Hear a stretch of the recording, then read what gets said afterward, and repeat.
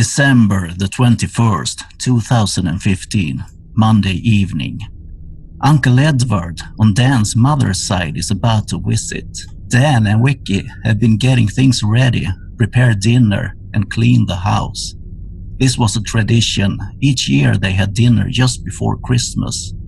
Edvard Gran always traveled home to Sweden over Christmas, but he always had dinner with Dan a few days before that.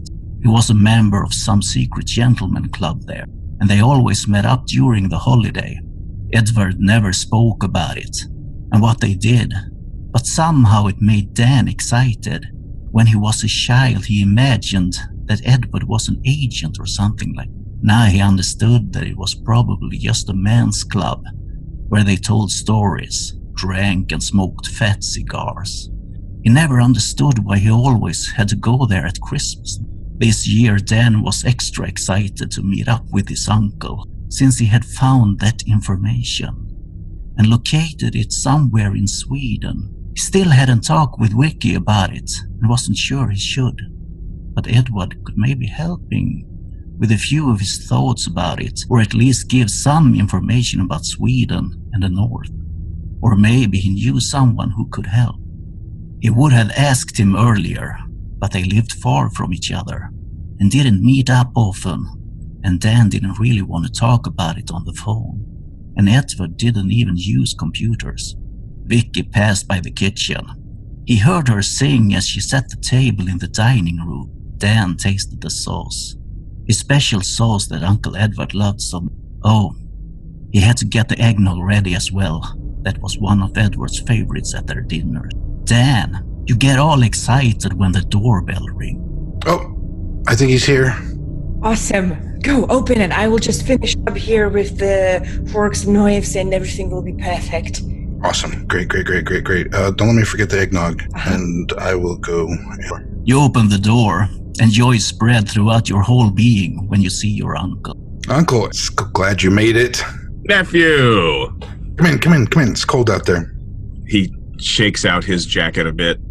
There's some snow gathered up on his shoulders as he walked up the sidewalk.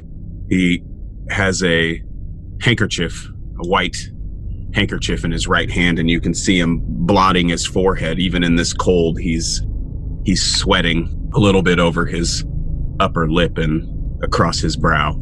He embraces you heartily. He's only about 5.5 feet tall, not even quite, but seems to be almost as round as he is tall. Big, thick hands grasp you around the back and squeeze you tight. Oh, it's so good to see you. How was your trip? Not as short as I wanted it to be, but the longest part of the journey is ahead. How are you? Merry Christmas. Merry Christmas. I'm good. Come on, Vicky's in here just getting the last touches on dinner ready. Just about to get some eggnog for you. Vicky, look, Uncle Edward's here. Mr. Gran, it's a pleasure to meet you again, and Merry Christmas. It's so good that you're coming. Yes, Merry Christmas. Happy holidays to you. It's lovely to see you again too, Vicky. Thank you for inviting me and allowing me into the home. I'm grateful for all of the work, and the food smells fantastic. Well, that's most of his doing. I was just helping a little bit here and there. Eggnog? Oh, right. I heard you say eggnog? Yeah, here. I've got some in the fridge. Here you go. Are the glasses? Yeah. As you walking in and serving the eggnog, your phone rings, Dan. Excuse me, just a moment. And, hello? It's Paul, your nemesis. What the fuck, Dan? You have anything to do with Anatoly? Paul, I'm having Christmas dinner. What are you talking about? You better back off. Don't get your nose into things you can't handle. He hangs up on you. Okay. Huh. I put my phone away. All right. That was nothing. What do you need help with? Are you sure you're all right, Dan? Yeah, it's nothing. It's just some asshole from work. Oh, I can't believe it. Your work disturbs you even during the holiday. Can't believe it. Yeah, don't worry about it. It's all good. Just a little misunderstanding. He's gone now. All right, so let's take a seat, everyone, and let's start with some snacks and eggnog. There you go, Uncle Edward. You sit at the head of the table. Thank you. I've been anxiously awaiting the traditional eggnogs. I hope you have enough to get me through the night. I got extra. I know we were running short the last time, so I doubled up this time. Ah, very sweet of you. Very sweet of you. Hey, good to think of your old Uncle Edward. Thank you. You're my favorite uncle. So you've got a journey in front of you. Yes. The holiday trip to Sweden. Yes, we're headed north this year. It's tradition that we see the midnight sun. So. Oh, well, that's interesting. Yes, it's definitely a bit different. Do you have? They say it's a vampire's paradise. Interesting. Do you, gentlemen, have a cabin up there, or are you roughing it? Oh, no. No, we're too old to be roughing it. Oh, good. We rent some homes and journey out into the wilderness occasionally for a few hours at a time. You see the Northern Lights at that time. Yes, it's very special. Yeah. Have you seen the Northern Lights, Vicky? I did when I lived in Norway, but that's probably the only thing I really miss about it. They must be beautiful. Like nothing you've ever seen. Simply magical. It truly encompasses the statement, pictures don't do it justice. The whole night sky changes, flows like water, except it's a painting. But it's not a painting, it's something... Yes, Vicky said it. It's magic. The dinner is just about ready. I want you to describe what you have prepared and how you present it. Vicky gave me credit for most of the dinner. We would have together probably cooked a traditional North American Thanksgiving dinner with turkey and mashed potatoes and stuffing and cranberry sauce, assorted vegetables, green beans, corn on the cob. Too much food for just the three of us. Rolls. I would, of course, put the turkey in the center and, having seated Uncle Edward at the head of the table, offered him the carve. Well, yeah, let's dig into this turkey. I've never actually seen the Northern Lights. That would be really cool. You make them sound beautiful. Uncle, here, would you want to chop up this bird? I would be honored. And Edward stands up, takes the carving knife and the fork, and he's a bit short to get to the center of the table, so he starts rearranging things on the table, moving stuff around. He doesn't really seem to be paying attention to where anybody's sitting. He's just trying to focus on this turkey, and he pulls the turkey over toward him, and with his elbow, knocks a glass over on the table, and eggnog spills across. Oh, I'm so very clumsy. I'm so sorry. Here, let me help with that. And he grabs up, the napkin that's next to him and starts patting it.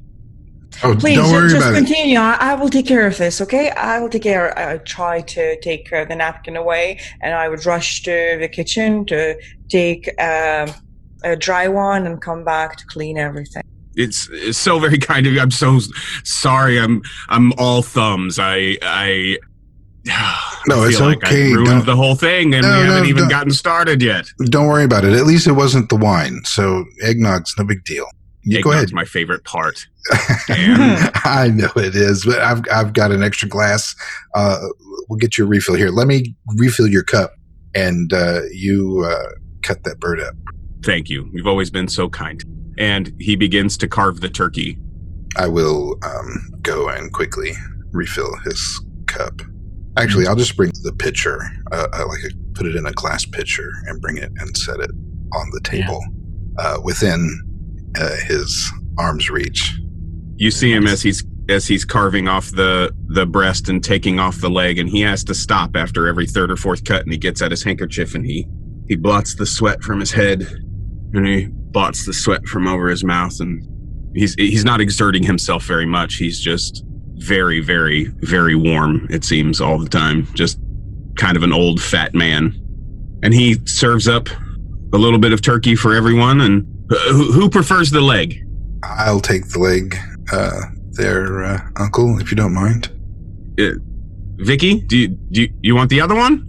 No, I will take just a little teeny piece of the breast itself, but that's enough. More salad for me. I'm waiting some things in the small future, so I have to watch my weight. Certainly. Best to pay attention and take care of yourself. And he doesn't even cut off the other leg. He just grabs it in his hand, and before he even moves to sit down, he's already... You feel like a caveman, doesn't it? I love it. Yes, I do too. Do you remember going to the fair when you were young and buying turkey legs? It's my favorite thing. Yes, you were always so excited. It was the first thing you wanted to do. You didn't care about the zipper. You didn't care about the merry-go-rounds or any of the games. The first thing you wanted to do was go get that turkey leg. I miss those days. They were good days. This is really good. Vicky, would you pass me the potatoes here, please? Yeah, of course. And, more salad, perhaps. I made more than enough, and salads would be great for you. More salad, less potatoes. Yeah, yes, definitely more salad, please. More salad. It looks delightful. All those beautiful colors in there, all that vegetable. Yeah. Cannot wait. Should we say grace? Yeah, if you want to, Uncle Edward, that's cool. We don't typically do that, but hey. Well, all right. Grace, eat. Let's go.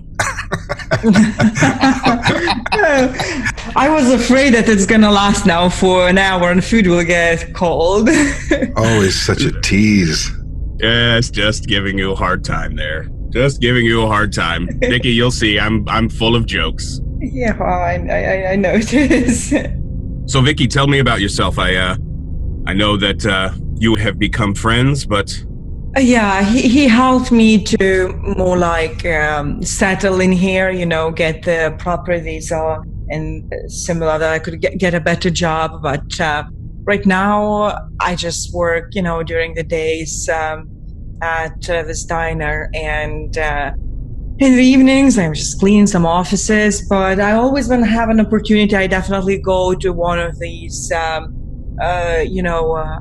possible photo shoots, where they're looking for a model or an actor or something like that. I went into a couple like last week, but they were looking just for advertisements, and one of them appeared to be a little bit fake, so good that I was warned before, because apparently, that would have ended very well if I would have went there. So, but I spoke to the other girl, so I was warned. But I think that next year will be better, and finally step into this, as I say, my American dream world or something. Certainly, I love it. Really, all she needs is just a break. I mean, she just keeps it. She's really doing good work, and she's going to get it right in front of the right set of eyeballs soon, I think. And then, your whole world's going to break open for you. Yes. Stay tenacious. Yes. Yeah, but anyway, could you tell us more about these travels you make to Sweden? Maybe Dan could also sometime join you. He really needs some vacation from his work. He's just crazy about it. You're always worried about me and my work. I would love to go sometime. Watch a 24-hour sun and have a glass of scotch and smoke a cigar. That sounds like a fun time. That's what you definitely need to do, because otherwise you will turn yourself into this machine computer. Yes, just meld right into that keyboard, won't you? Just all the time, just click, click, click, click. He never stops, never has. Hey, it's treated me well, for the most part. Yes, we should definitely take a trip to Europe, of course. I would love to have you join along, my favorite nephew. Your favorite? How many do you have? One. Okay, got it. Vicky, you get a feeling. You're not sure what it is. You can't even describe it, but you feel your depression kicks. I want you to roll for your disadvantage. It's 9. 9. You're starting to feel hopelessness. It's pretty strange, because just a second ago you were happy and you laughed. Now you start to cry. You don't know why. Your stability, is lowered by 2. Vicky, what's wrong? Was it something I said? I'm so very sorry. No, that's it's fine. I'm sorry about. I think I will just run to the kitchen, okay? And I'm so. I don't want to ruin this. No. You haven't ruined anything, dear. You haven't. Please. I'll be right back. I stand up and move towards the kitchen, quite in a hurry. Yeah. Something is wrong, and you can't really shake the feeling. Dan, After should a while, you start to calm down a bit, but it's still lurking somewhere in the back of your head, the feeling that something is not right. What do you do? I go and seek where the hell I put my medicine. And when I finally find it after going through all these shelves a couple of times, pushing, some things around to see where the hell is that small bottle, I would drink the pill quite quickly without even chasing it down with a gulp of water. And then I would sit down, but I would sit down, how there is in the kitchen, like this corner formed by the shelves, and I would sit down in that corner on the ground because it's the thing I do when I am sat. Like, I don't want to take a chair or anything. I just want to sit on the ground. And I try to close my eyes and just focus on me, on my thoughts, on what I feel, why I feel, similar, like if I would go on a stage and I would try to get rid of my stage fear, right? So yeah, I'm trying. Yeah. Dan and Edvard, what do you do? I would, after probably, 15, 20 seconds of putting it all together in my head or trying to excuse myself, hang on, Uncle, let me go see what's going on. Please continue eating. Yes, it's no problem. Please see after her. And he reaches out across the table as if he's motioning you into the other room, and he knocks his glass over again. And this time you see it, and it kind of splashes up on his jacket. And when it hits his clothes, you hear him go, "Son of a bitch!" And he takes and it's just kind of under his breath, but he takes the handkerchief and starts furiously blotting the liquid, the eggnog that has splashed up on his jacket. Edvard, I want you to roll 2d10. 13. You can choose one disposition. I think I definitely become irritated. Yeah. You can lower your stability by 1. Continue to describe. So Edward is blotting away at his sleeve and mumbling under his breath, "You idiot." And he starts to blot the sweat that's forming on his brow and gets some of the eggnog from his handkerchief because he's not in his right mind. He's not paying attention to what he's doing, which frustrates him even more. And he stands up very quickly from the table and is just generally irritated at this whole situation. He can't believe that he is fumbling around this much and causing this much of a scene. He was hoping that this would go very smoothly. Dan, you notice everything behind you in just a few seconds as you walk away. Keep walking, or yeah, I sort of roll my eyes just a little bit and park it in the back of my head that I should probably bring some paper towels or something when I come back. I also know that Vicky is prone to depressive moments from time to time since I've known her a little bit. Mm-hmm. This is not the first time this sort of thing's happened, and I know that she has medicine. And so I don't chase quickly after her. I'm giving her a few moments to get to where she needs to be. And then I will find where Vicky has parked herself on the floor. Yeah. Vicky, you can describe for what Dan sees when he comes into your kitchen. Dan simply sees Vicky like he's now used to see, sitting on the ground, hugging her own legs, tightly pressed to her chest.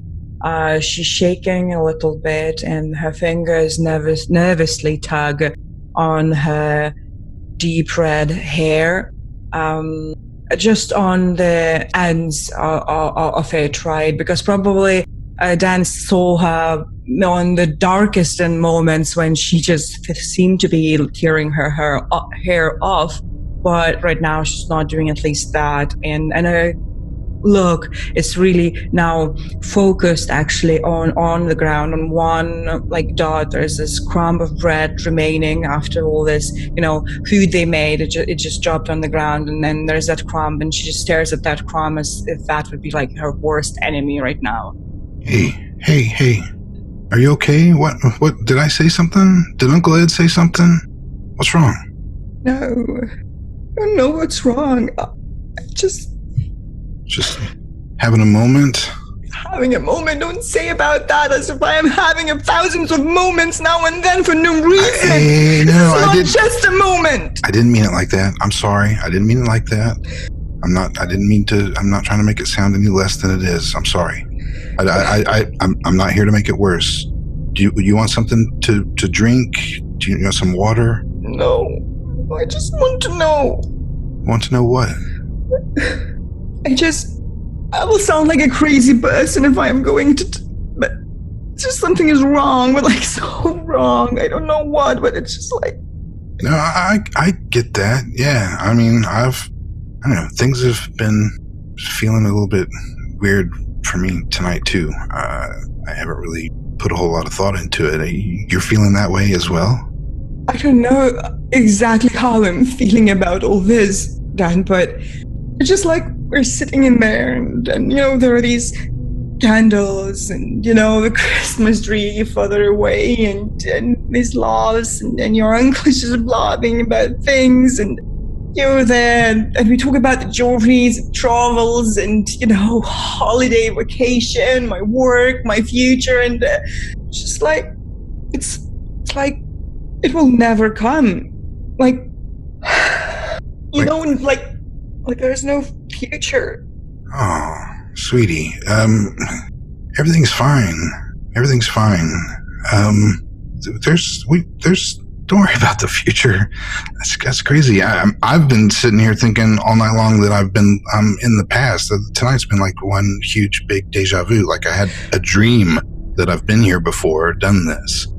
And maybe, I don't know, maybe you're going through something. It's all different for you because, what you do and what you want to do with your life, when you will be 70 years old, you can still sit in front of the fucking computer. For me, it's all different. I'm growing old and ugly and I have nothing. I didn't reach anything. I should have never come here. You are a long ways away from old and ugly, my dear. Look at you. You're just getting started. You haven't even peaked yet. So you're still on the. Hey, just don't worry about that kind of stuff. You can, 1 foot in today, 1 foot in tomorrow, or 1 foot in yesterday, 1 foot in tomorrow. You're just pissing all over today. It's like, I feel like we have, like, it's Christmas evening, right? I feel like I'm just like, I had already 20 fucking Christmas evenings like that, and it's always the same. That's my feeling, right? That it's always the same, and I'm just sitting there, and I'm just saying that I will have something in the future, but I will not. Yeah. You will not, and your uncle will not, and nobody will have anything. It's not that bad. American Christmases can feel like that. They're all pretty much the same. Thanksgivings, it's the same thing over and over and over. The faces just get older and little new ones pop up. And that's the point. We're just getting older, but we are not moving anywhere. Well, here. You're like hamsters. I'm like a hamster who's just running in that fucking circle and runs nowhere. Your phone rings, Vicky. I nervously start seeking out for my pocket, first to the side pockets, and I remember that I put my phone in my back pocket. Then I take it out and take a look at it. Who's ringing? It's an unlisted number. Give me a moment, Dan, please. I will go ahead and grab a roll of paper towels and go in to the dining room where Uncle Ed is. I answer. Hello? Hello? Victoria? Yes? My name is Daniel Skogström. Is this Victoria Ossolina. Ozolina, yes. Oh, okay. I have a message for you from Dan Smith. Yes. Is he there? Yes. What? He himself wants to tell you that him. I'm sorry, I'm not so good at this. That the death angel is near. Do you understand? What? He himself wants me to tell you, to tell him that the death angel is near. Is that some sort of a sick joke? No. I hung up. I put my phone in my back pocket. I rise to my feet, clean off my face from tears. Take a look again at the phone. It's an unlisted number. What? Victoria, it's Daniel Skogström. Are you there? Vad fan är det för någon jävla telefonlinje? Victoria! I can hear you. Do you want to talk to Dan? The connection is cut off. Hello? Shit. Put my phone back again into my pocket. And now I would move towards where Dan went. As Dan came back into the dining room, Edward has somewhat rearranged the table, and he comes into the room, and Edward looks up very quickly as if startled a bit. And I'm nephew, I'm so sorry. The smell is terrible. I passed gas, and it's just, I apologize. It's all right. Ooh. Whoa. Yeah. It's all right, Uncle Ed. Don't worry about it. Did we get the eggnog cleaned up? God dang. I did my best. I'm such an idiot. You're not an idiot. Here, you're just short, and you got short arms, so that makes you clumsy a little bit. You've always don't call me short. I'm sorry, Uncle Ed. I didn't know you were. Sorry, I'm sensitive about it. That's all right. It's all right. I'm sticking my foot in my mouth a lot tonight, and I guess it's just the holidays. Here, I brought some paper towels. Did you get your son? Thank you.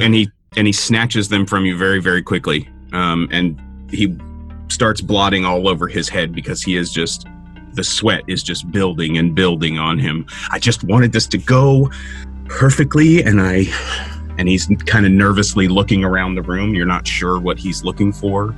His eyes and his head are kind of just darting around the room, looking in corners. No, hey, it's fine. It's fine. You guys are all freaked out over nothing. Just a couple of spills. It's just everybody just needs to calm down. I don't know. Tonight, here, have a seat. Just sit down for a second. Listen, while I'm waiting for Vicky, there's something I wanted to ask you. He takes a seat. You go to Sweden every year. How many years you been going to Sweden? A lot, right?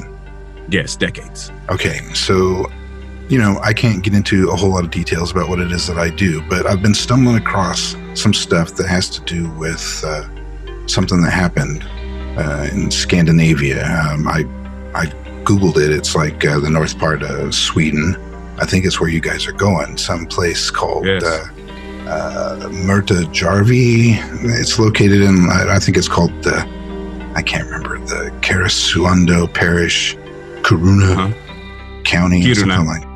Yeah, yes, there you Kiruna go. County. Yes, that's where we go. That's where you go. Well, when we travel north, I told you we go to travel and see the midnight sun. Yes, that's that happens. What? Okay, so what are you interested in up there? What's looking for other things? I stumbled across a couple little, breadcrumbs, so I followed them. I saw this video. Well, it was, I don't know, it was like a copy of a copy of a copy from probably something from maybe a satellite footage, so extremely fuzzy, and with a little bit of supporting documentation that a monster, a large Vicky, creature. You enter the room and you hear Dan say monster. Has anyways, is this in Are you talking about specifically in Metjärvi? Is that where you're talking? Yeah, I think that's probably how you would pronounce it. You know me, I'm not good at the Scandinavian pronunciations. What do you know? What do you know? Where's this video? Well, I've got it on a thumb drive. Yes? Where? Well, it's down in my office. Can I see it? Well, yeah, I'm kind of nervous because Vicky has walked in and I'm not used to talking about this, so it's kind of made me uncomfortable because I don't care about her. What? They do a lot of mining up there. Abisko, the national forest up there. There's iron and silver all over that northern part, and they mine away and into the ground. And show me this video. Do you have a name? Here. Yeah. Hang on a second, and He starts nervously biting his thumbnail. I'll get up and look at Vicky and sort of just shrug and give her a face like I'll explain it. Just hang on a second, and then I'll go downstairs and grab my laptop and the thumb drive, and I'll come back up, and if they haven't, if they're not doing anything, pop it open, show him the footage. It's just like 30 seconds, and there's not a lot to it. You can describe the scene. All right, so here, and flip open my laptop. Do you sit even closer to me this time? I kind of am over your shoulder. I'll set the laptop on the table in front of you. I'll clear the plate out of the way. I would also come to take a look at what you're watching. Edward, as you guys both get, within his physical bubble, you see him and he starts to kind of twitch a little bit. His left shoulder kind of moves a little bit, and he's like, "I'm very sorry for the smell. I something I must have ate at lunch. I don't really know, but it's all right, Uncle Ed. Don't worry about it. Don't worry about it. If it continues to be a problem, maybe you should have it looked at. But we're family. Don't worry about it. Here. Look at this. So it's very grainy, just like I described it before. But you see this black thing. It's large, but you can tell that it's sort of maybe bipedal, perhaps. But its outline is really not discernible, except that it's very large. It breaks out from this building, busts through a wall, and there are soldiers, and it takes gunfire and then kills these soldiers, and scientists are chasing after it, kills them, and then the feed breaks. Did you see that? A bit of a smile creeps across his face. I did. And I mean, thank you. I don't know if it's real or not, but if that's where you guys go, that kind of worries me. Did you see that? Oh, we're fine. I assure you, we wouldn't be anywhere near a facility like this. You don't have to worry about me, Dan. I think I noticed his demeanor change. Yeah, you do. You both do it, obviously. Okay. I snapped the laptop shut and secured the thumb drive. I know it might be scary for you to share that information with me, and I don't really know anything at all about computers. I'm all thumbs. Like I said, I'm all thumbs. But how can Can you give me that? I have some friends that would very much probably be able to give you some answers. I mean, I'm glad. Yes, I could make you a copy. But where I got this, if they I don't care where you got it. If they backtracked it, it could cause me some serious problems. They wouldn't trust me. No one can find you here. I mean, no one can find it here. I mean, no one will be able to find you. I mean, they won't know it came from you, okay? What is going on? I don't understand. Nothing. Let's eat. I'm starving. I'm starving. Why are you shouting? I apologize. I've been all thumbs tonight, and I'm a bit irritated with myself. And I spilled again, Vicky, while you were in the other room, and I've been trying to clean up, and I'm irritated. And you see his left shoulder kind of twitch up toward his head, as if almost like a nervous tick that he can't control. Yeah. Here. Do you want a drink? You want like a scotch or something? Something a little stiffer than that eggnog? Okay. No eggnog. I will get the laptop out of the way while I'm saying that, and then don't let that go too far. Scoot his plate. No. I'm gonna go make you a copy. I'll be right back. Here, you eat. Vicky, sit down with Uncle Ed and eat. You guys eat. Have a drink. I'll be right back. I hesitate there for a moment, like just sit down beside Uncle Edward. And when I see that Dan disappears to go to take care of his computer, I suddenly just kind of change my mind and look at Edward and I say, I will be in a moment. I'm sorry. And I would hurry after Dan. Yeah. Dan? Yeah, I'm setting my laptop down at my desk and am looking for another in my drawers. Yeah, what's up? Dan, do you remember that call? Oh, yeah, who was that? I don't know. Maybe you want to tell me, because the person who called me asked if you are here, and he told me that you told that person to tell me that I would tell you when I tell... it's confusing. He said that I have to tell you. This is ridiculous, but is this a fucking joke? Did you make some sort of a fucking Christmas joke? Is that an American tradition? Vicky, I don't understand any word that just came out of your mouth. What are you talking about? Who was that on the phone? Let's start with that. I don't remember their name. It sounded Swedish. And they wanted to talk to me? No, they said that you told them that they would tell me that I would tell you that some sort of death angel is here. What the fuck, Dan? I told them to tell you to tell me that there's a what? Death angel is here. Death angel. Fuck is death angel? Yeah. It sounds like a prank. Vicky, it didn't sound like a prank. They called me back again when I dropped on them saying that this is a prank, and then the line just dropped off, but the person seemed very convinced. Listen, I think you're upset. Something's going on with him. This is my fault. No, I'm not. Because of me, I'm getting these weird calls and you're showing these videos and your uncle is freaking out because I'm upset. Listen, everybody's freaking out and I'm about to start freaking out because I'm not really sure what to do with you guys. And what I need you to do is... We are the problem, not you. Not your fucking crazy job of the crazy videos and crazy calls. None of this has anything to do with each other. Edvard, you hear upset voices from somewhere else in the house.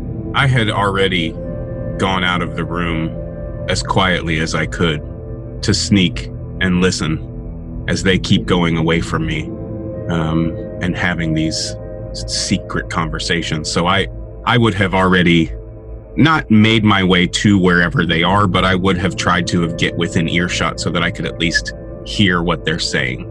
Yeah. And if they're yelling like that, I don't think I would have to go very far. As you walk out from the dining area into the living room, I want you to roll 2 d10s for your other disadvantage. 10. As you're in the living room, you become distracted and you see a few things that you want to put in the correct places. You don't think they should stand where they are. And you start to rumble around in the living room. Yes, Edward goes over to the coffee table and shifts it so that it's over another 3 inches more centered with the love seat that's there, and walks over to the side table between the easy chair and the love seat and opens the drawer and closes it and opens the drawer and closes it and opens the drawer and closes it and opens the drawer and closes it, and then takes the lamp and spins it just about 2 inches, turns it clockwise so that it just changes where the shade is a little bit because the light isn't coming out from underneath the shade onto the table in the way that it should be. And he walks over to the front door and he locks the door and he unlocks the door and he locks the door and he unlocks the door and he locks the door and he locks the door again. Dan and Vicky, you can both roll for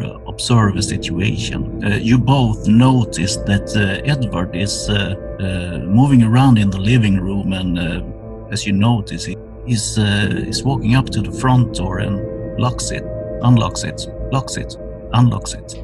You can ask 2 questions about this situation if you want, and Edvard have to answer. I would probably, just my curiosity, having this conversation with Vicky and then hearing this noise, want to know what's being hidden from me. What is he really doing? Yeah, what are you doing? Succumbing to my mental illness. Edward is obsessive compulsive, and this whole situation is triggering that for him. I would want to know, observing the situation, what is the biggest, the most kind of like overpowering him currently is what kind of an feeling, right? Like, is he like most, like, is it anger? Is it fear? Is it like what? Like, which feeling is the most overpowering him right now? Desire, but not in a sexual sense of desire. What seems strange about this to me? Have I seen him behave this way before? No, you've never seen me behave this way. That's strange. Uncle Edward, are you okay? Just a bit irritated. Just trying to keep myself composed. I'm hungry. Well, for God's sakes, go sit down and eat. I'm making you a copy. I just gotta find a thumb drive here in this drawer. Vicky, go sit with Uncle Edward and you guys eat something and drink some wine. Calm down. I'll be there in just a moment. This is turning into the weirdest holiday dinner I have ever had. Don't say that. Don't say that. Don't say that. This. No, I wanted this. I wanted this to be normal. I wanted this to just be normal. Just be normal. Don't worry about it being so normal. What is normal? Listen, go with Vicky. Vicky, you guys go to the dining room, sit down and eat. Let me find this fucking thing and make him a copy, and that will make you happier, right, Uncle Ed? Right? Get that? Go have some eggnog, and I'm so sorry for the smell. I really am sorry about the smell. It's, for God's sakes.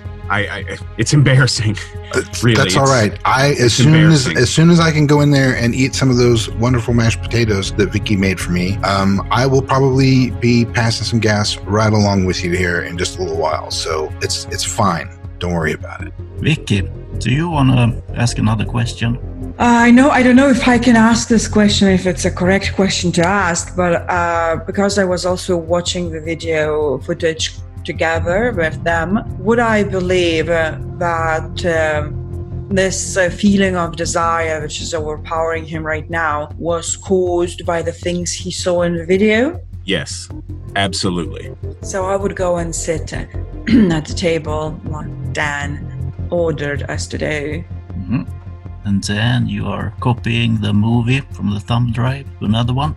I don't. I find a thumb drive, and knowing that my uncle does not have the foggiest clue about computers, he will not even look at this until he gets to his comfortable group of contacts that would do it for him. And then by that time, who knows what could have happened? Maybe he spills something on it. Maybe he just says, maybe he just assumes that he's done something to it because of his ignorance about it. And I'm extremely worried about actually giving it to him. And I'm mad at myself for even getting into it. And so I find one of my old thumb drives, check to make sure there's nothing on it. And then that's what I give him. You're all back at the table. You haven't even been through half of yet. Now everything is just cold. I'm so... Here, let me have your plate. We can warm it up. There's microwaves. It's fine. Do you want me to fix you a drink? Yes, get her a drink, please. She needs to calm down. I need to calm down. Oh my God, yeah. That's not the right thing to say, Uncle Ed. That's not what he meant. Apparently the men in this house tonight are feeling a bit old-fashioned or something. I'm not really sure what's going on. Please don't take it personal. Same way I shouldn't take personal that joke you did with the phone. That wasn't a joke from me, Vicky. I don't know what that was. I am extremely So curious. why are you not worried about that? What if it's related to your work? I can't do anything. I can't even focus or think about anything because I don't know what you do for your work, what kind of things you do. I don't understand that. And then we are getting these calls. What if that was a threat? You were threatened. She was not threatened. If it was a threat, you would know it was a threat and it would have been crystal clear. I think that sounds like a threat if someone says, hey, listen, there's a death angel with you. That sounds for me like a threat. What is a death angel? Edward slumps back into his chair. He's staring at the floor. Do you know something about this, Uncle Ed? No. I want both Dan and Vicky to roll intuition, read the person. 12. We add +2 from the attributes, right? Yeah. 17. Vicky, you may ask 2 questions, Edward. When he's asked if he knows anything about it and he says no, is he lying? Yes. So now my question very similar to the one I had. So what kind of Edward right now feels? Like what is the most like written on his face, like the hidden emotion, of course, not the one he's showing to us? Fear. And Dan, you may ask 1 question. How could I get you to tell me what you know?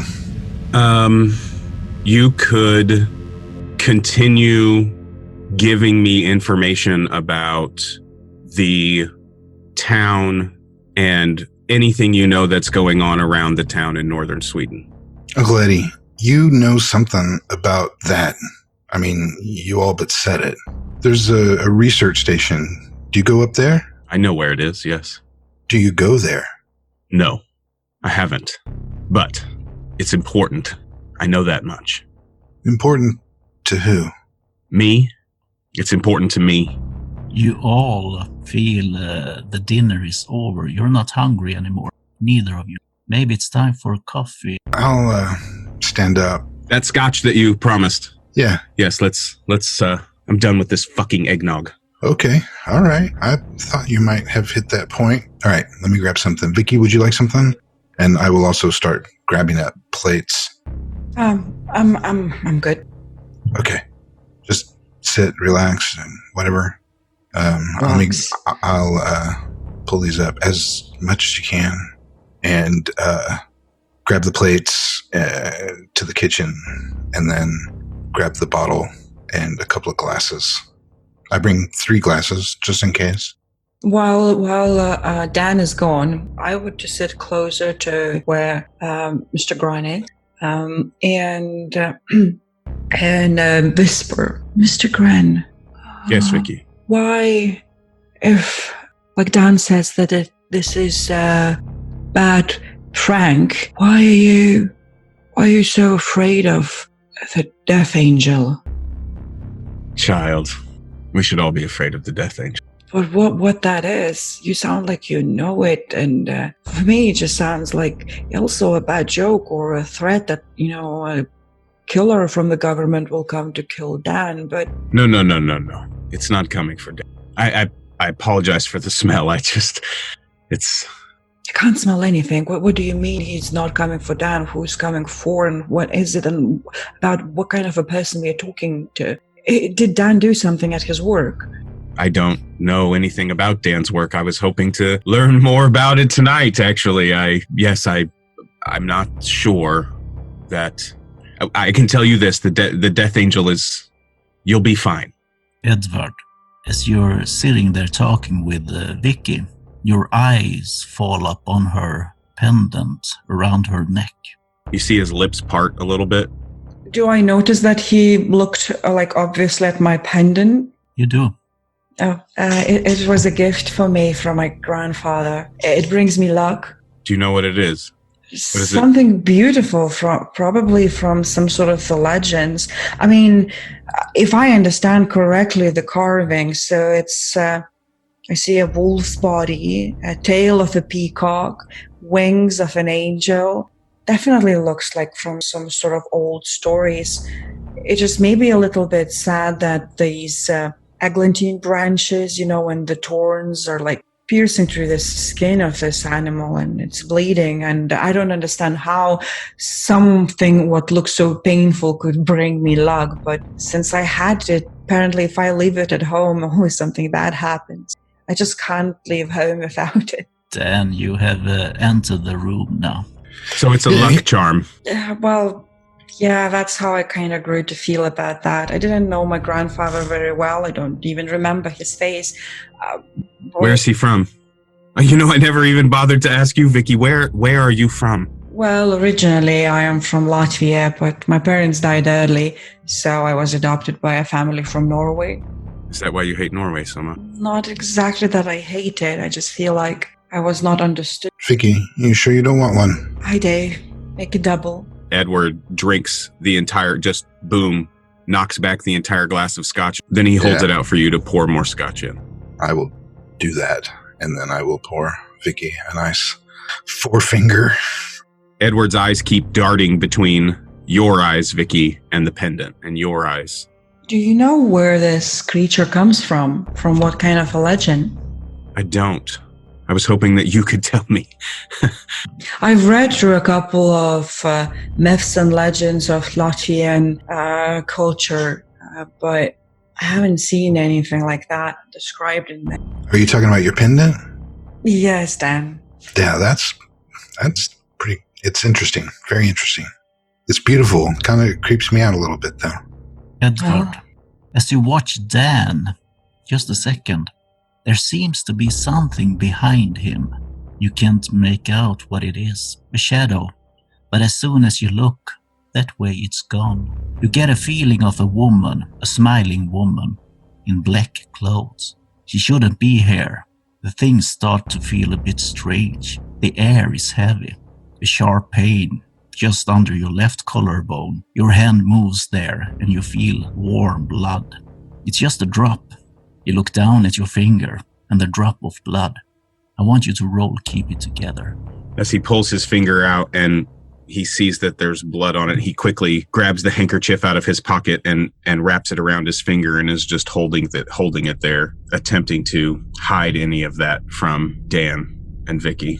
Edward's lived a long life and seen a lot of things. He's pretty good at keeping it together for the most part. 14. You feel a little bit upset. You're gonna have to choose. Edward, at this point, he's going to see that, and he's been trying so hard to make all of this just right for everyone. He wanted it to be this perfect evening with no hitches, no, you know what I mean? Everything, and it's a place for everything and everything in its place. And the blood on his hand, he starts to wipe it off with the handkerchief, and he's rubbing the handkerchief all over his hand, and it's kind of spreading the blood, and you can see that, and he's got it held very tightly at this point, and he's trying to blot it off of his hand very, very quickly, and he realizes that he's doing it in front of Vicky and Dan, and he looks up very quickly and goes, "What are you looking at?" When you look up at Dan and Vicky, the presence is gone. Are you okay? What'd you do? I'm fine. I need to wash up. And he stands up and makes his way to the kitchen so that he can wash his hands. Yeah. And he turns on the water and he turns on the hot and he lets it get as hot as it can get. And he picks up the bar of soap and he is furiously washing his hands and washing it and washing his hands. Yeah. Dan and Vicky, you're alone in the dining room. You hear your uncle. Yeah, he's acting weird tonight. He definitely does. Are you okay? It's like the worst Christmas dinner ever in my life. Yeah, I'm starting to feel that way too. I don't know what's up with the phone call. I don't know what that's about. I will see if I can find something out. If you can remember the name of the person gave you, I'll look into it. I don't remember. I don't know what's going on with Uncle Ed. What am I supposed to do with him? Am I supposed to let him go to Sweden acting like this after having seen that? What am I supposed to do? I don't think he should go anywhere. Maybe he should see I think he needs to go see a doctor is what I think needs to happen. Yeah, he could go to my psychologist. He's amazing. You drink your drink. I'm going to go check on him. And I will get up and go to the kitchen. Vicky, I want you to roll, see through the illusion. 11. 11. You sense a shadow move past the doorway to the room next to the one you're in. Not the kitchen, but the living room. It seems like there's someone in that room. And you jump, you gasp for air. What do you do? I seek out for any, like, sort of what I would consider to be like sharper object. I don't know if we have in our room, like, there's a bottle, right? Like he brought in the bottle of whiskey, scotch. So I take the bottle. My hand is really, really shaking. And I very slowly, very carefully, and as silently as I can, try to move towards where I thought that I saw the shadow go. Yeah. Hello? You come to the doorway that leads to the living room, and you see the shadow, a woman, and it's just passing the other door from the living room. It's directly to the kitchen where Dan and Edward are now. Is there for me a way to go to the kitchen, like other direction when I see the shadow going? Yeah, like you can go back to the dining room and to the kitchen from the other side. Okay, so probably afraid, not understanding what is going on fully. I just jump, seeing that she's moving towards where they are. Probably forget about that bottle in my hand and just let go of it, and it falls down, smashes, the glass and the drink spills. And I try to run as fast as I can to the other side, to where both men are, and without being even too afraid to scare off whoever's there, I just shout out, "Dan, Edward, she's coming!" Dan and Edward, as you're in the kitchen, Edward, you're washing your hands. Dan has just walked up to you. I would come in and see him furiously scrubbing himself in this steaming hot water, my concern meter going further and further up. I would come up behind him, put both of my hands on his shoulders, kind of give him a little shoulder rub, sort of try to comfort him. Are you okay, Uncle Edward? You're really starting to worry me. No, I'm just stressed out. I had such a clear idea of what I wanted tonight to be, and none of it is going the way that it should. That's all. And here's where Vicky comes into the kitchen, shouting. What are you talking about? She's coming from that direction. I saw her. She's coming. I don't know what she wants, but she's there. Look around furiously to see what the fuck it is she's talking about. There's no one there. You don't see anything. Do I still see? Like, is she coming? No, you don't see anything. She's gone. What? I don't see anything. What did you see? Dad, I swear I saw her. She was here. She was here, and she was going towards you. Dad, I swear to you, I saw her. Okay, all right, I believe you. She, her, who? I don't know. I don't know what she wanted. I tried to speak, but she didn't talk, and she just went towards you, and then this call, and I was like, maybe she is someone from your work doing the terrible things. First of all, I want Edward to roll, see through the illusion. 16. Edward, you have the feeling that something have taken control. It seems to slip away from your grip. Dan, you remember the desert, the asylum, everything, but it hasn't happened. Vicky, you touch your pendant, but it's not there. You have lost it, or someone have taken it from you. You remember the doctor, Dr. Hall, the tables, and the subjects, and his evil smile, but it hasn't happened. I start nervously, touch my neck, maybe it slipped somewhere, maybe it's something. Where is it? Dad, where is it? What? Where's what? Did you take it? I look at Edward. No, I didn't take it. It must have, when you were furiously coming, perhaps you knocked it off. Let's search. Let's I would search never for it. do that. Where is it? It could have been an accident. Nothing's gone right tonight. Nothing's gone right tonight. So I have to find it. Nobody took it. It's around here somewhere. Come on, let's go look. I will start making my way to the dining room, wondering exactly just what the fuck is happening tonight. You start to move around, and Dan, as you come into the dining room, the shadow move in the living room. It's there 1 second, then gone. A woman. Fuck. All right. So I'm gonna follow it. I follow it back into the kitchen. You come into the kitchen, and there's Edvard and Vicky. No shadow. Okay. I go to Vicky, and I take her hands, and I pull her in a little bit close, trying to comfort her, and I whisper in her ear, I think I just saw it too. Did she have my pendant? No, she didn't. Must have taken it. I would never lose it. Maybe. I don't know. I didn't get a chance to look. I just want you to know you're not going crazy. I'm starting to think I'm going crazy. I'm starting to think I'm going crazy, and they're going to put me in some place with 4 white walls. No, they're not white walls. What? That's a Hollywood thing. That's. What are you talking about? No, you said like you were feeling unstable and that they were gonna put you away somewhere, and it's not. Sorry, never mind.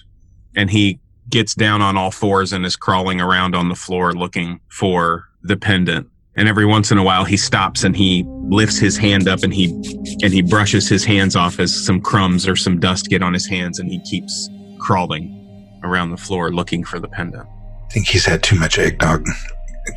Here, I was going to look in the dining room. It's got to be here somewhere. Find it. I will not be able to do anything without it. No, I know. We'll just look for it. Uncle Edward, you just keep looking down there, and I'll go back to the dining room to look under her chair, around Dan, on the floor. Yes. She must have taken it. I don't see how that's possible. I always know where my pendant is. It's on my neck. I couldn't lose it. It couldn't just drop there. It was tightly attached. Never. I mean, you have to cut the rope to remove it. She must have taken it. It's not here. I don't have my pendant anymore. Dan, as you see Edvard crawl around on the floor, I want you to roll either person. 12. There's something wrong with Uncle Edvard. He feels wrong, but you remember him with love. But is he really your uncle? Dan's state of mind at this moment is I am returning to my original logic that at this moment, none of this is real. I've already experienced Vicky losing her necklace. This has something to do with that situation. It's not something that I'm going to be able to explain to these people who at this moment I think are figments of my imagination. So I will try to comfort Vicky, and I will continue to look for the necklace. It's your phone, Dan. I answer my phone. Hello? Dan Smith? Yes, who's this? This is Daniel Skogström. I did what you asked. Please listen. Anatoly and someone called the Slugman are connected to Shagidiel. Do you understand me? Anatoly and the Slugman connected to Shagidiel. I think the Slugman can be of help if you can find him. He wants to break the Death Angel's bounds, and he know about Dr. Hall. Okay, listen carefully. The code is 637-294 to the underground station up north. 637-294. You got that? Dan? Yeah, I got that. What did you say your name was? Daniel Skogström. And where do you know me from, Daniel? Oh, that's right. You're... Fan ska jag förklara? I'm sorry, Dan. I can't explain it. We have met, but not yet. Remember, it's to the west from Mertajärvi. You hear me? It's what? Up the... Yeah. It's to the west from Mertajärvi. The west. Okay, the west. From Mertajärvi. Up that dirt road from the burned down farm. Okay. The experiment they worked on there can be the answer to stop Shagidiel. I think you have to convince me again when you get here. Through the portal. You understand? Yes.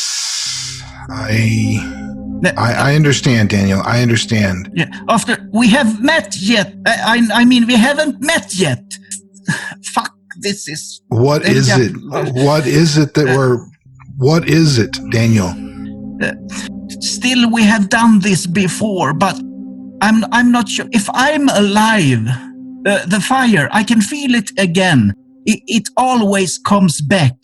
I know that this must sound like a joke, but it isn't. Just get here and we'll meet again. It will work this time, I'm sure.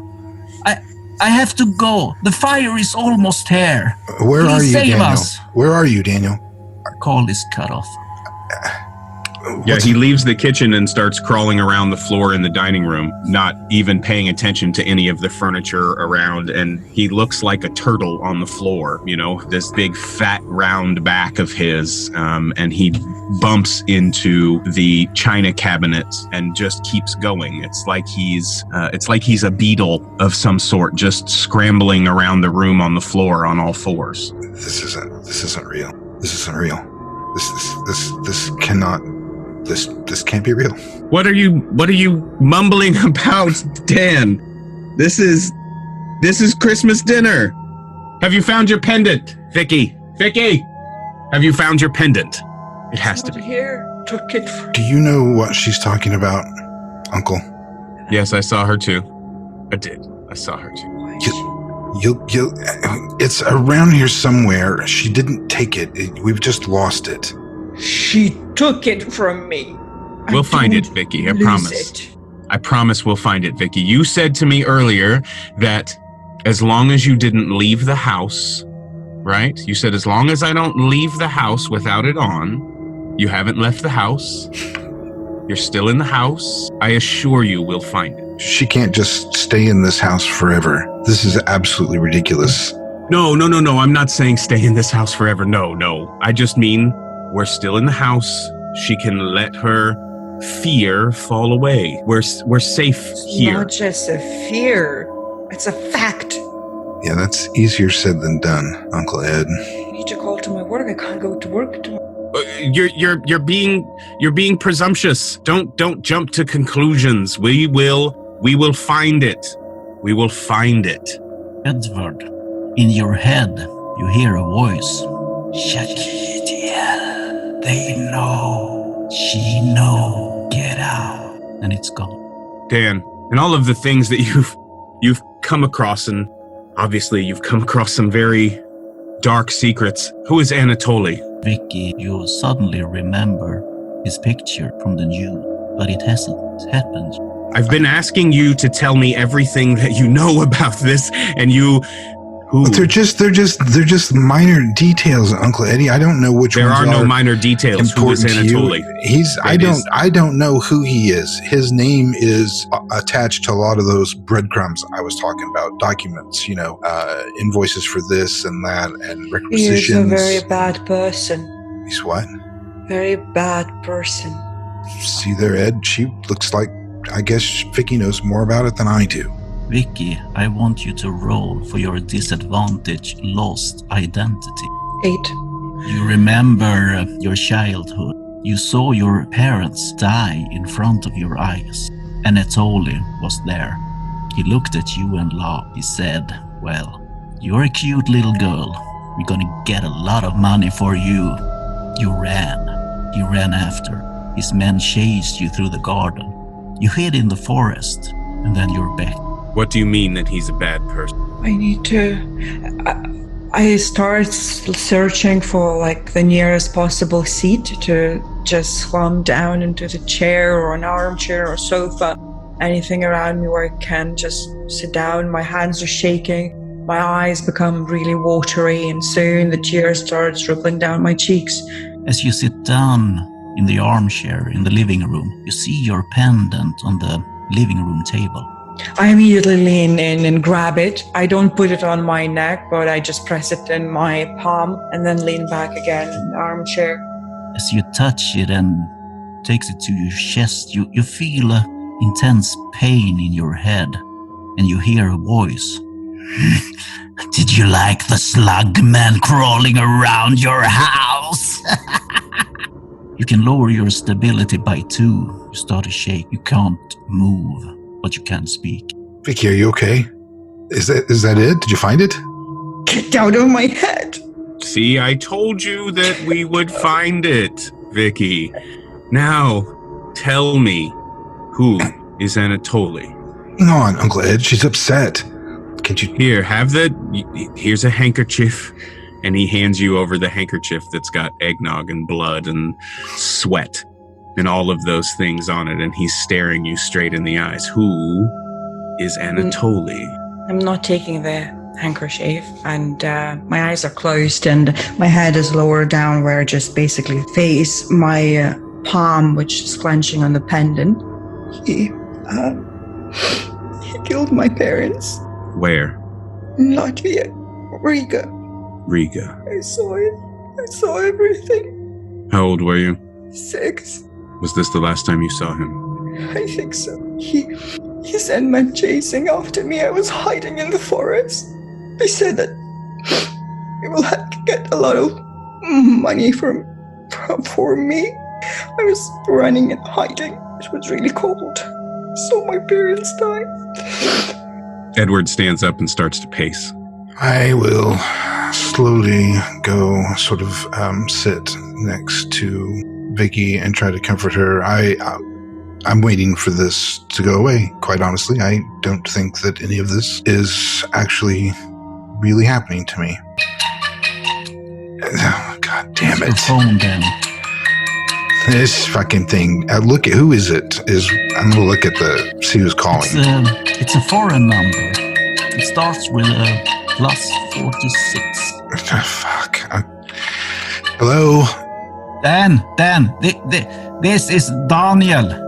Daniel. Jesus, what? Yeah, Daniel Skogström. You told me to tell you that you have the answer in your house in the dream. He can help you, you say. He have helped you before. I think you called him Edvard. Dan? Yeah, Uncle... Are you there, Dan? Yeah, he's here. What are you talking about? Förbannade jävla telefonlinjen. Det funkar ju inte. You're disconnected. The fuck? Uncle Edward, what do you know about this Anatoly? What do you know already about this thing that I've given you? Not enough. Okay. Anatoly is... I really don't know anything other than I need to know more. Well, I just received a phone call that's from some idiot who named you and says that you know, apparently, about what's going on. And as I'm ready to just eat this phone, I would kind of like an explanation. So if you know more than you're letting on, why don't you just go ahead and spill the beans, or I'll take that thumb drive back. Well, I already know what's on the thumb drive, though. Yes, I know, but you were eager to have it, and so if you already know it, then just go ahead and give it to me now. You don't need it. And then I still want some answers. At this point, Dan, you're sure that Edvard isn't your uncle. You have never seen him before this night. And he reeks. You sense a smell of rotten, infectious wounds all around him. Where's Vicky? I want to know. She's in the armchair. She's still looking down. I'm not gonna let on I'm going to stand up and walk over to Vicky, lean down, grab her hands with my right hand and put my left hand on her shoulder and lean into her ear and say, we need to go. You don't understand. I don't know who this man is. Do you smell that? Do I? Now you do, when he mentions it. This is not Uncle Edward. I opened my eyes and turned my head to look towards the direction where I know that Uncle Edward was. What do I see? You see Uncle Edward, but it's like you see him for the first time, like you had never met him before. Where is Uncle? You don't think there ever was. We gotta go, Vicky. In your head, then, you hear Dr. Hall's voice. Motherfucker. It's time to bring in a specialist. You also remember Daniel, the crazy Swede, saying Edvard can help you, and something about Shagediel.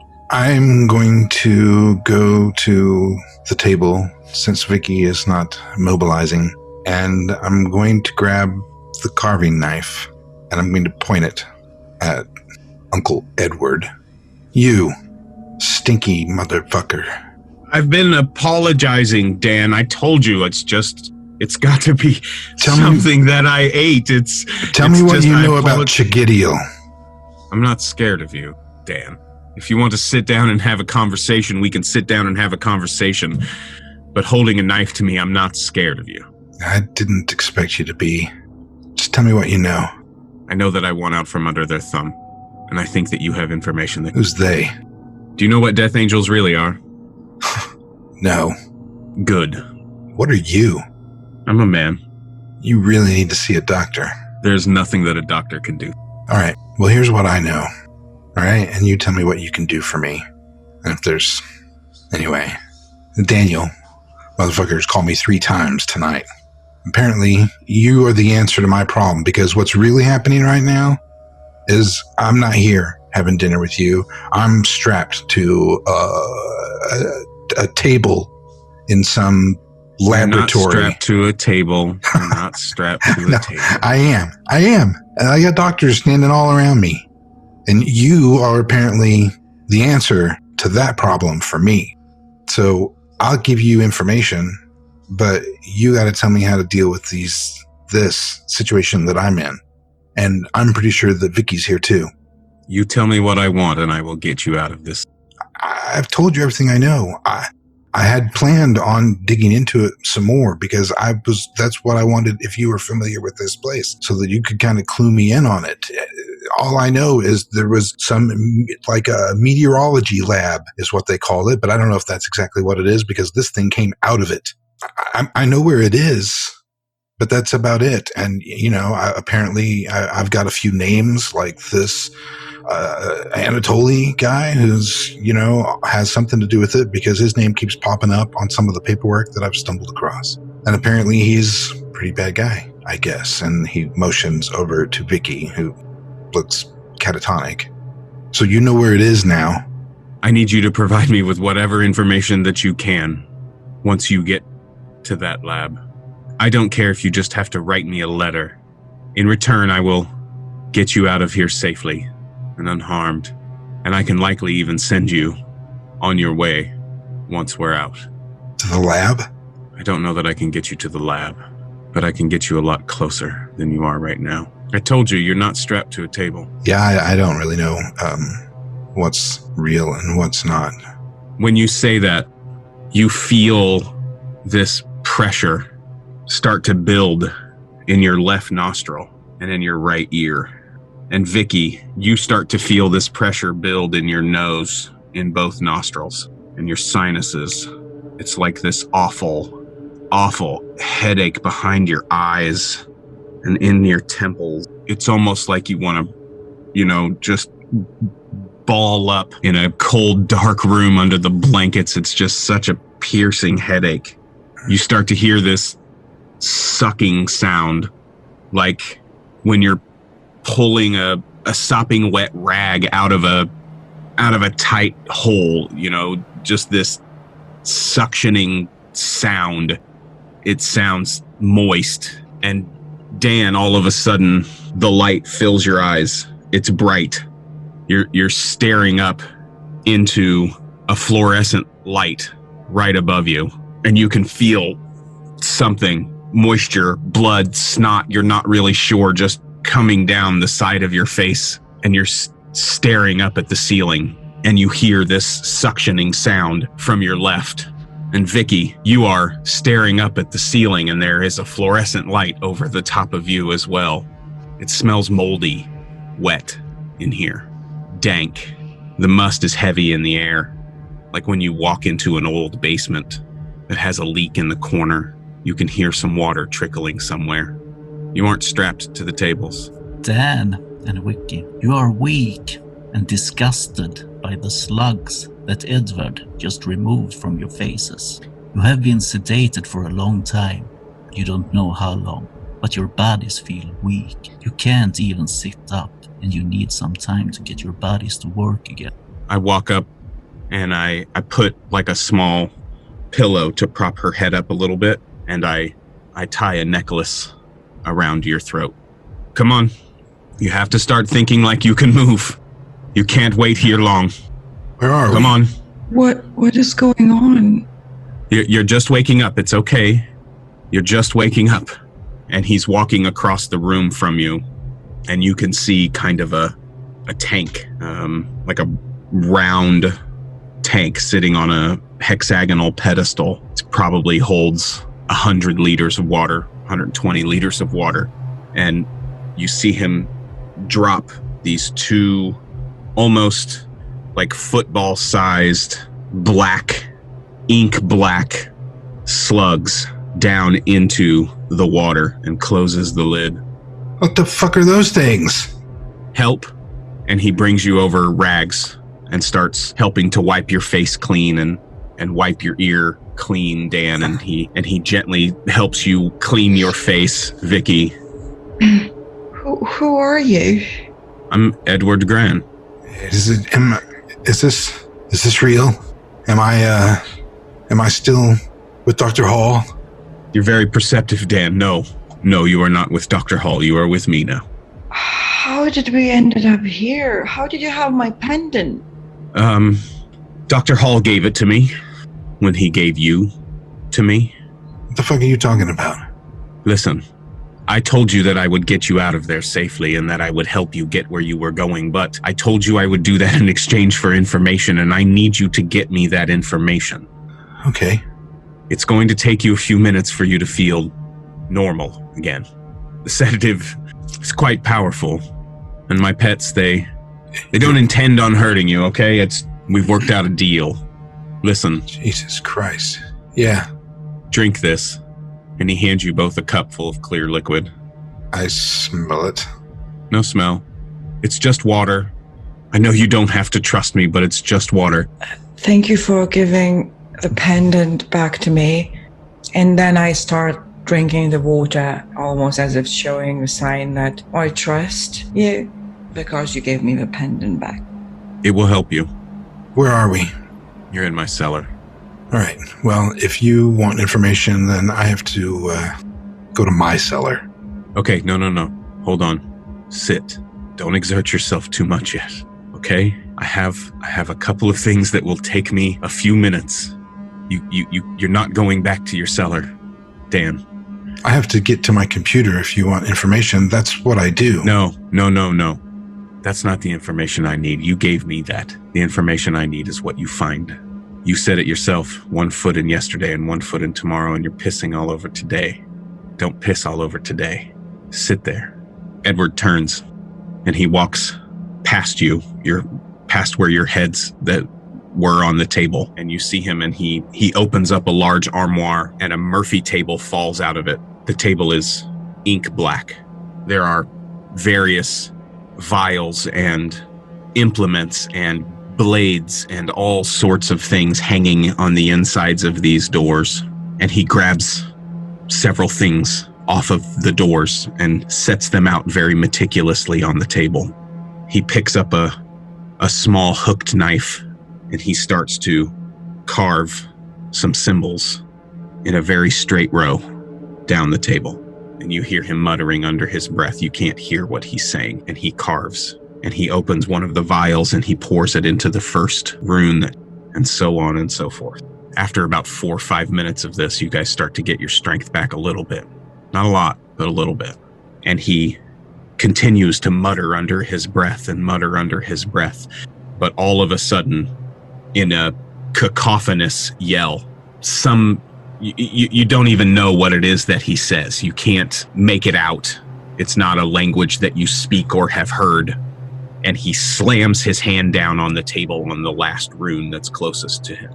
And the armoire opens up, what you could only describe as a portal. Edvard, I want you to roll plus soul. 13 plus 5 is 8. The ritual work as intended. Am I supposed to go through that thing? Vicky, you said you trust me. Yes? I do. Dan, he gave me my pendant back. He waddles over to you. He seems much older than he did in the dream. The stench is, you can taste it. It smells like rotten flesh. But he waddles up to you and he kind of shoulders your weight a little bit and helps you off the table, Vicky. Thank you. This is where you need to go. Your strength will return to you, I assure you, but you have to leave. What's on the other side? Where? Safety. Safety is my living room, buddy. No. Oh, Dan. No, it's not. No, it's not.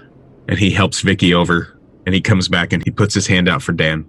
I told you I would get you closer. You can trust me or not. But at this point, if you don't get out of here... All right, how do I get the information back to you? Just get the information. I haven't lied to you so far, Dan. Take Vicky's hand.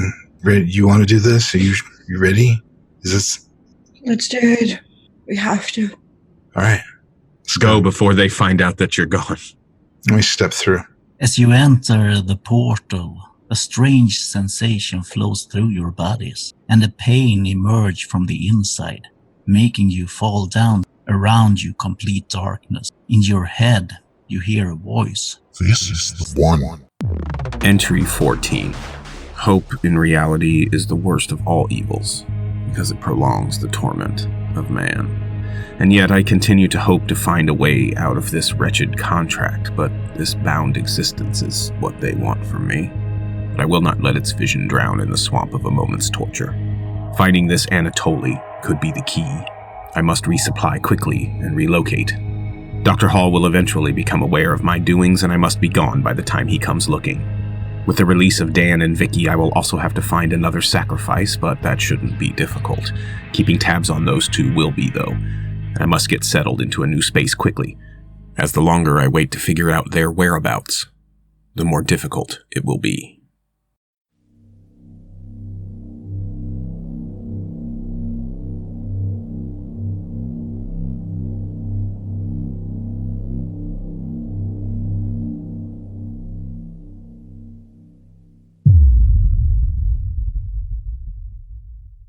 A very special thank you to Duke Walter for playing Uncle Edward in today's episode. Thank you, Duke. Thank you for listening to The Experiment, a Cult Divinity Lost actual play podcast from TTRP Theater featuring Peter Samuelsson, Minta Krikomi, and myself, Curtis Wilkins. The game Cult Divinity Lost is produced by Helmcast. Music used in this episode is thanks to Koak and Incompetech. Find our other stories live on Twitch or later on YouTube. Podcasts are available on multiple platforms. If you like what you heard today and would like to help support and improve TTRP Theater, visit our Patreon page today. Benefits start for as little as $1. Thanks again from Minta, Peter, and myself, and all of us here at TTRP Theater.